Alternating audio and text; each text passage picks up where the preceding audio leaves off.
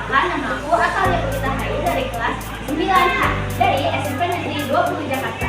Tujuan aku membuat video ini karena aku ingin mengajak kalian semua untuk flashback ke materi kelas 7 dan kelas 8 dan akan membahas materi kelas 9 yang akan kita pelajari. Nah, jadi sebelum kita flashback, aku mau ngasih tahu dulu nih definisi umum apa itu pelajaran informatika.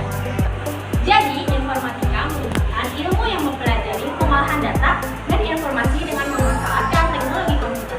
Tujuannya mempelajari informatika itu untuk membekali siswa dengan kemampuan berpikir komputasional, literasi digital, dan keterampilan kolaborasi.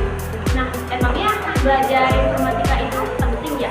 Jelas penting dong, karena informatika mencakup berbagai aspek terkait teknologi informasi dan komunikasi, berpikir komputasional, sistem komputer, jaringan komputer, analisis data, algoritma, dan pemrograman, serta dampak sosial informatika. Nah, karena tadi kita udah belajar dan mengetahui definisi umum pelajaran informatika itu, jadi aku mau ngasih tahu langsung materi kelas 7, 8, dan kelas 9. Jadi, pas kelas 7 itu aku diajar sama Bapak Makmur. Yang aku pelajari di kelas 7 itu ada pengenalan dasar informatika. Apa sih informatika? Nah, tadi aku bilang ilmu yang mempelajari teknologi digital, komputer, dan cara memanfaatkannya. Kedua, perangkat komputer terdiri dari hardware, fisik, dan software program. Yang ketiga, ada internet dan etika digital. Belajar menggunakan internet secara bijak, sopan, dan aman. Yang keempat, ada algoritma dan pemrograman dasar. Menyusun langkah-langkah untuk menyelesaikan masalah menggunakan flowchart atau script. Yang kelima, ada dampak sosial teknologi.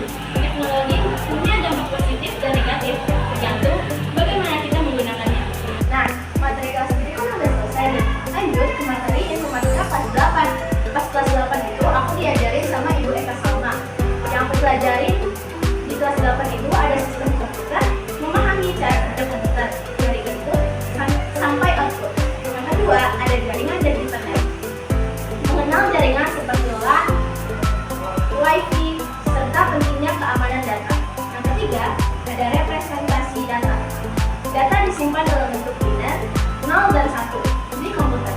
Yang keempat, ada pemrograman visual lanjutan. Membuat proyek digital dan video coding menggunakan Scratch atau Blockly.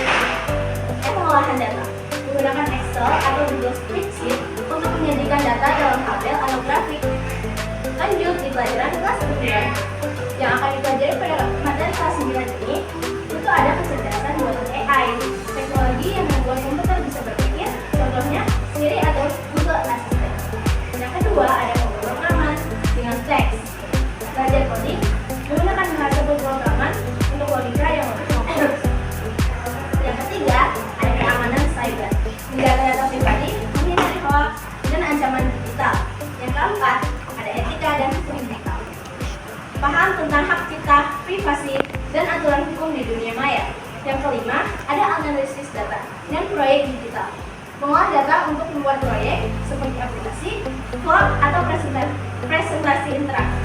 Nah, jadi itu aja materi-materi yang udah aku rangkum dari materi kelas 7, kelas 8, sampai kelas 9 ini. Semoga bermanfaat bagi kalian.